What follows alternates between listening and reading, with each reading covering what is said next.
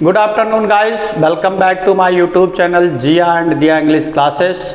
तो गाइस आज का जो टॉपिक हमारा होने वाला है वो है पास्ट इंडेफिनिट में हम रिलेटिव नाउन को कैसे यूज करेंगे और कैसा उसका अनुवाद करेंगे, ये आज का हमारा टॉपिक है। ठीक है, तो बिना देरी किए हुए हम आ जाते हैं टॉपिक पे। और टॉपिक हमारा क्या है? Relative noun. जब किसी प्रश्नवाचक शब्द में कोई संबंधित संज्ञा आ जाता है, अब रिलेटिव नाउन जानते क्या होता है? जो आपका ऑब्जेक्ट होता है वही बाद में आ करके रिलेटिव नाउन हो जाता है। कुछ ऐसे वर्ड हैं जिनके साथ आने पर वो नाउन का काम करने लगता है। तो जैसे क्या आ रहा है? Past indefinite tense, use of relative noun. अब उसमें अनुवाद करने के नियम को हम जानते हैं।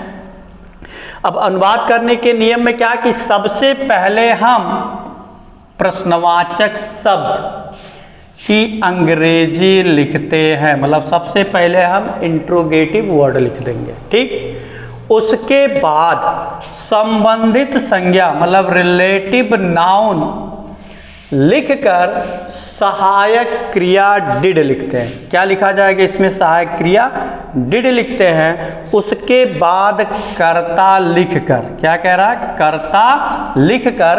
अब ध्यान देना, अगर वो इंट्रोगेटिव होने के साथ साथ नकारात्मक रहे है तो तब्बे नाट लिखना है, मतलब कर्ता लिखकर नाट लिखते हैं। बाद में मुख्य क्रिया की पहली अवस्था, क्या कह रहा है? मुख्य क्रिया की पहली अवस्था लिखकर कर्म व अन्य लिखते हैं। क्या कह रहा है?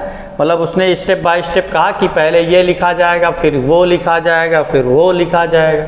ठीक, अब उसके बाद में कुछ नोट पॉइंट कहा गया। यदि संबंधित संज्ञा मतलब रिलेटिव नाउन के बाद में शब्द आया, क्या आ गया हो? मतलब रिलेटिव नाउन के बाद में लिखा हुआ आ जाए तो सबसे पहले हम में की अंग्रेजी, मतलब उस में की अंग्रेजी हम लिखते हैं और शेष कार्य पहले की तरह करते हैं। उस में की अंग्रेजी हम किससे लिखेंगे? इन से। किससे लिखा जाएगा? इन से लिखते हैं। ठीक है, इन से लिखते हैं। या ऐसे यहाँ एक लाइन में हम ऐसे ही कर देते हैं कि में की अंग्रेजी किससे लिखा जाएगा भाई? इनसे। किससे लिखा जाएगा? इनसे। अब यहाँ आप लिख सकते हैं कि यहाँ हो जाएगा में की अंग्रेजी, अंग्रेजी कह रहा में की अंग्रेजी इनसे लिखते हैं, ध्यान रहे। ठीक, अब हमने स्ट्रक्चर बनाया और स्ट्रक्चर जो बनाया उसमें क्या क्या लिखा है, क्या क्या नहीं लिखा, पहले जान लेते हैं और इसी स्ट्रक्चर के अकॉर्डिंग हम अनुवाद भी कर लेंगे। और वो हमारा स्ट्रक्चर क्या है? कारा सबसे पहले आपको लिखना है इंट्रोगेटिव वर्ड। क्या लिखना है? Interrogative word. और नहीं, हम स्ट्रक्चर को फिर से ही बना ही लेते हैं। कहा जा रहा है आपको सबसे पहले लिखना है इंट्रोगेटिव वर्ड। क्या लिखना है? Interrogative word.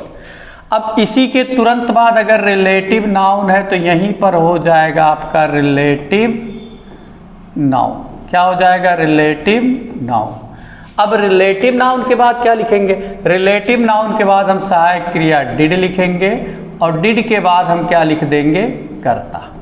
अब कर्ता के बाद ध्यान रहे, अगर वाक्य नकारात्मक है तब तो आप भैया नाट लिखेंगे, अन्यथा मेन वर्ब की पहली अवस्था लिखकर क्या लिख देंगे? ऑब्जेक्ट। और ऑब्जेक्ट के बाद फिर क्या हो जाएगा? अदर। यही आपका स्टेप है। ठीक, क्या लिखना? सबसे पहले इंट्रोगेटिव वर्ड, उसके बाद रिलेटिव नाउन, रिलेटिव नाउन के बाद सहायक क्रिया डिड, उसके बाद सब्जेक्ट, उसके बाद नॉट, नॉट के बाद मेन वर्ब की पहली अवस्था, उसके बाद ऑब्जेक्ट और ऑब्जेक्ट के बाद अदर।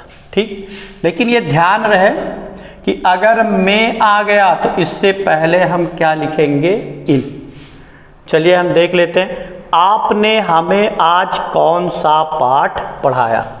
इंट्रोगेटिव वर्ड है कौन सा, तो लिख दो भाई कौन सा, तो हो जाएगा विच लेसन, सॉरी विच माने हो गया कौन सा।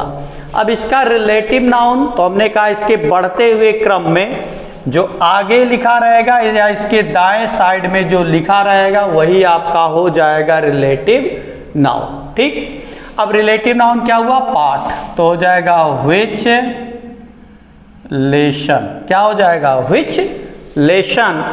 करता है आपने, तो देखिए इसमें जब एक ही सहायक क्रिया है तो हमको ये सब्जेक्ट नहीं देखना है कि एक वचन आ रहा है या बहुवचन। आंखें बंद करके आप लिख सकते हैं क्या, डिड। करता आपका है आपने, तो आपने की अंग्रेजी हुआ यू। अब बचा क्या, पढ़ाया, तो पढ़ाने की अंग्रेजी क्या हो जाएगा, टीच। क्या हो जाएगा, टीच।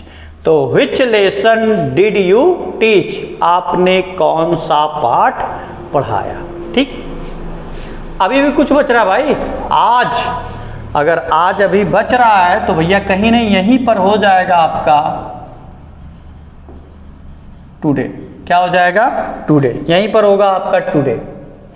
ध्यान रहे। फिर अगला, अब अगला हमारा क्या कह रहा है, अगला हमारा वाक्य है, उसने कल किसका कलम चुराया। इंट्रोगेटिव वर्ड क्या हो गया, किसका। तो किसका के लिए हम क्या लिखेंगे, हुज। अब हुज के बाद इसका रिलेटिव नाउन क्या बन जाएगा, कलम, हुज पेन। क्या हो गया, हुज पेन। अब हमको सहायक क्रिया लिखना है तो कर्ता पता करेंगे, कर्ता क्या है, उसने। तो क्यों पता करें भाई, नहीं पता करेंगे। सहायक क्रिया हम क्या लिख देंगे, डिड। क्या लिख देंगे, डिड। और डिड के बाद कर्ता, कर्ता उसने है, उसने की अंग्रेजी हुआ यहाँ ही। अब ही के बाद लिखना है नॉट, तो नॉट नहीं है तो सीधे मेन वर्ब, चुराना, कत्थु माने स्टील। स्टील के बाद ऑब्जेक्ट कुछ नहीं बच रहा है, तो यहाँ कल, और कल की अंग्रेजी इसमें पास्ट में लिखा जाता है क्या, स्टरडे।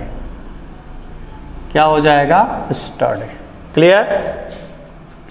नेक्स्ट कह रहा है वह कितना चीनी नहीं खरीदा। कह रहा है वह कितना चीनी नहीं खरीदा। इंट्रोगेटिव वर्ड कितना, तो कितना की अंग्रेजी सीधे हम लिखेंगे हाउ मच। क्या लिख देंगे भाई, हाउ मच। अब हाउ मच के बाद इसका रिलेटिव नाउन क्या होगा, तो इसका रिलेटिव नाउन इसी के बगल में, चीनी, तो शुगर। शुगर माने होता है चीनी। हाउ मच शुगर, कितना चीनी। अब हमको क्या लिखना है, इंट्रोगेटिव हो गया, रिलेटिव नाउन, और सहायक क्रिया डिड लिखना है, तो डिड के यहाँ हो जाएगा सहायक क्रिया डिड। कर्ता क्या है, वह, तो वह के लिए यहाँ हम लिख देंगे ही।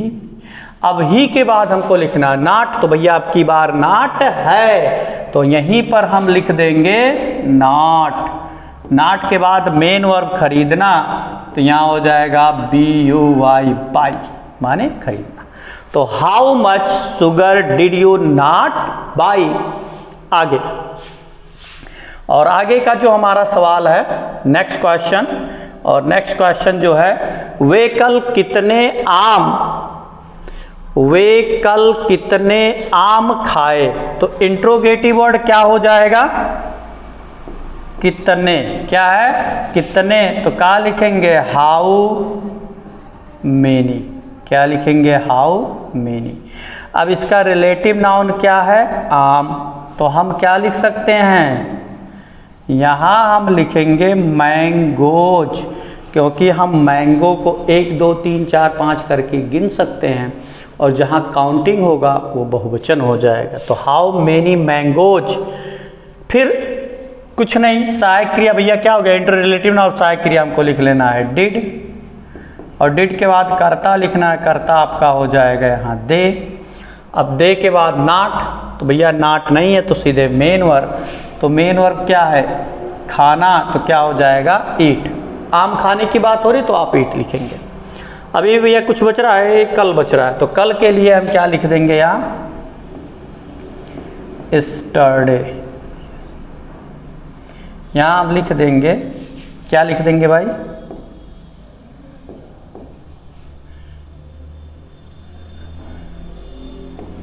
यहाँ हम देख लेंगे यहाँ हो जाएगा आपका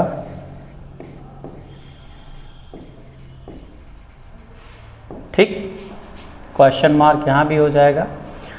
अब उसके बाद है आप कौन सी गली में क्रिकेट खेले। अब देखिए ये तो 4 एक तरह का था, अब इसमें कुछ अलग आ गया। ये कुछ अलग है भाई, सबसे डिफरेंस है, ये अलग है। और अलग क्या है, इंट्रोगेटिव हो गया कौन से, रिलेटिव नाउन हो गया गली, और उसके बाद आ गया में। क्या कहा गया है कि अगर इस तरह तो में की अंग्रेजी इन से लिखते, मतलब ये वाक्य अब में से शुरू होगा तो सबसे पहले लिखेंगे इन। क्या लिखा जाएगा, इन। इनके तुरंत बाद हम फिर से इसकार पहले, अब लिखना है इंट्रोगेटिव वर्ड, तो कौन से, तो हो जाएगा विच, इन विच। अब रिलेटिव नाउन क्या है, गली, तो क्या हो जाएगा स्ट्रीट, STREET, स्ट्रीट।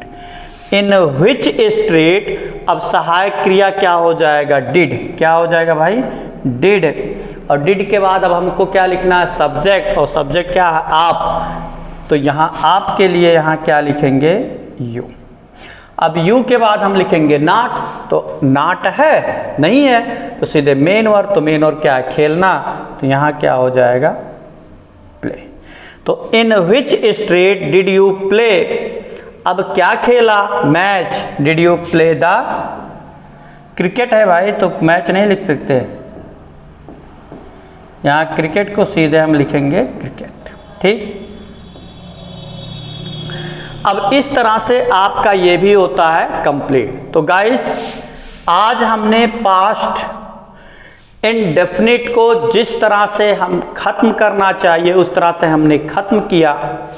अब जो कल का क्लास होगा ये थोड़ा सा आगे ना जा करके अभी हम पास्ट में कुड का इस्तेमाल आता है। किसका आता है, कुड का। और कुड जो है वो कैन का ही रूप होता है। तो हमारा जो अगला क्लास होगा उसमें हम यूज ऑफ कैन और कुड सीखेंगे, जो कैन प्रेजेंट इंडेफिनिट को इंडिकेट करता है और कुड जो है वो पास्ट इंडेफिनिट को। तो उसमें हम कैसे कैसे होगा क्या नहीं होगा वो अगले वीडियो में देखेंगे। तो गाइज उम्मीद करते हैं कि ये आपका रिलेटिव नाउन जो है पास्ट इंडेफिनिट का अच्छी तरह से समझ में आ गया होगा। और जिन लोगों को अच्छी तरह से समझ में आ गया है वो वीडियो को लाइक करें, कमेंट करें, चैनल को सब्सक्राइब भी करें, और ताकि उन तक वो हर वीडियो क्लिप पहुंच सके जो आप तक जो मैं यहाँ पर बना रहा हूँ। अब एक बात, ये जो क्लास सेकंड पेपर है वो आप 6 से लेके 12 तक, या जो बच्चा इसको ऑब्जर्व करने लायक है, भले ही कोई छोटा है, वो बड़ी आसानी से पढ़ सकता है, क्योंकि मैंने बहुत ही सरल तरीके से मैं पढ़ा रहा हूँ। और 9 से 12 की जो भी बुकें हैं मैं बुकों को पैसेज लेसन वाइज पढ़ा रहा हूँ, स्टेप बाय स्टेप, थोड़ा थोड़ा करके, ताकि आपको कंठस्थ हो जाए। तो फिलहाल अभी तो चल रहा है 10 और 12 का क्लास। बुक की अगर हम बात करें टेक्स्ट बुक, तो 10th और 12th ही पढ़ा रहे हैं, क्योंकि उन लोगों का बोर्ड पेपर होने वाला है। तो उन लोग जैसे पढ़ रहे हैं स्कूल में, एक बार और पढ़ लेंगे तो उनकी मजबूती जो बहुत अच्छी तरह से हो जाएगी। और बहुत जल्द ही 9th और फर्स्ट ईयर का भी बनेगा, लेकिन अभी उसके लिए थोड़ा सा समय है। लेकिन ये है कि पहले बोर्ड का ध्यान दिया जा रहा है। तो चलिए बात को आगे ना बढ़ा करके हम इसी पे अपनी बातों को विराम देते हैं। और ये अगर ये आपको पसंद आया हुआ है तो ज़रूर वीडियो को लाइक और शेयर कीजिए। तब तक के लिए जय हिंद।